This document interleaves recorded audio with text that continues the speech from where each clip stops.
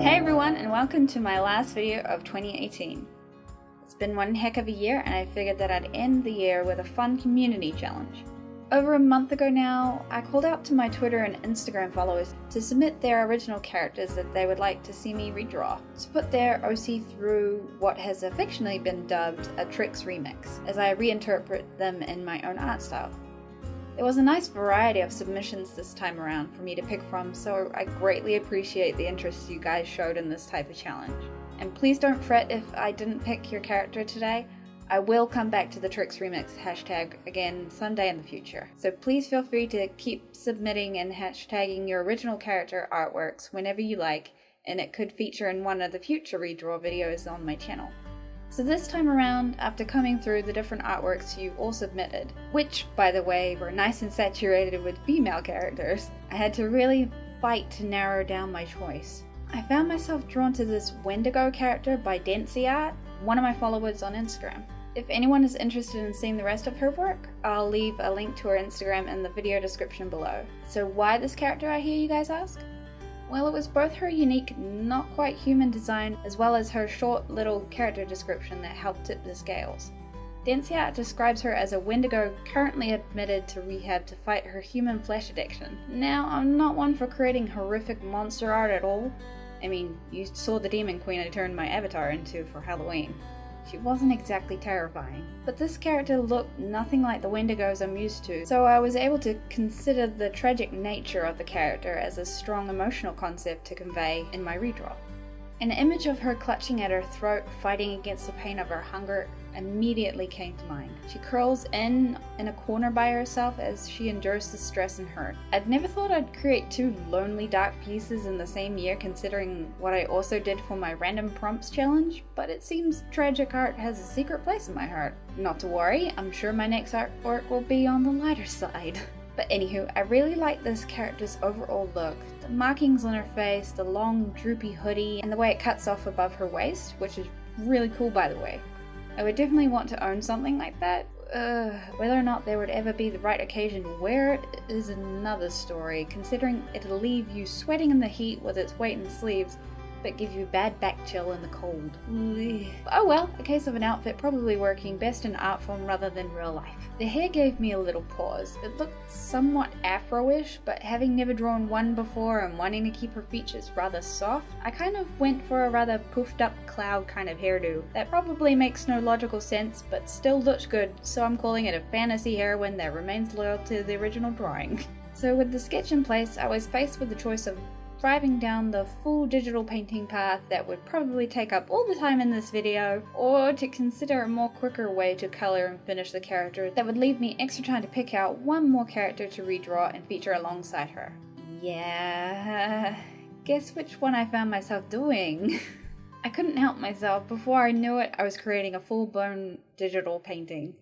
Gathered I was experimenting with a different process that seemed to save me a bit of time in the long run, but I find myself falling in love more and more with the digital painting process that drops the line art phase altogether and dives into rendering shadows and lighting in a way that really requires you to think about your light source and how darkness and light will cast across your character. It's a time-consuming process, but it really is worth it in the long run. I definitely feel more confident in my shadow application compared to my first attempts earlier in the year. I'm looking at you, Koala. Girl, you took me. Hours to finish. But you got to admit, she holds up as a decent artwork even today. Actually, when was her video? Oh, she was revealed in June, the mid-year mark. Goodness. It feels so long ago, but yet the year has gone by so quickly. I mean, we are seriously just a skip away from my first video upload anniversary. My Lumog Animal Fusion video was uploaded back on the 2nd of January. Things have developed so much since then. I mean, that video was all speed paint with no commentary whatsoever. Your girl was petrified of talking. This channel and my following on social media have grown so much, and all the comments shouting out their support and love of my work always makes me smile.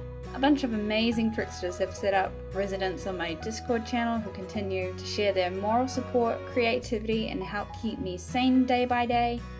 And more amazing still, as there are even a few supporters who have also pledged to my Patreon, investing in my channel's development directly and supporting me in my goal to become a full-time illustrator and YouTube content creator. Without everyone's continued support and watching my videos, requesting commissions, leaving your comments of encouragement and helping spread the word about my work, I probably would have fallen off the YouTube and illustration bandwagon a while ago, which would have been horrible, as I'm so happy being active with my creativity again after so many years of being drained and uninspired. Wow, that was a long detour. Sorry about that, but it is the last video of 2018 and I reckon it's pretty appropriate so close to the new year that I get a little sentimental on you guys. While I've been distracted, most of the shadows for the Wendigo have been built up. I kind of wish she had an actual name I could use, because just referring to her as the Wendigo feels a little awkward. But oh well, we persevere. So laying down the shadows, I felt pretty comfortable with how everything was coming together really well. Though when it came to the hair, oh my god, you can't half-ass digitally painting hair without it looking super obvious. So there was a bit of wrestling with how it would flow and work with my hair texture Photoshop brush, but it seemed to make sense in the end. Kinda. It's not realistic by any measure, but feck it. Probably never was going to look realistic. I mean, come on. It's big and puffed up and still somewhat wispy. I don't think so. Then came the color, and I wanted to be sure that I worked in some real color consideration into this piece. With a gloomy asylum hallway in mind for the environment she would be placed in, I made the shadows a more brownish tone, and a color that complements brown really well is blue, so I overlaid her highlights in a pale blue cast, balancing warm and cold really nicely overall. And lastly, something I sometimes forget to do every now and then is add texture to clothing. With how much I loved her original outfit design, I really wanted to make sure the detail in it would catch your attention. Overall, I considered this Wendigo Trixks remix a great success. Beauty and tragedy all wrapped into a hell of a package.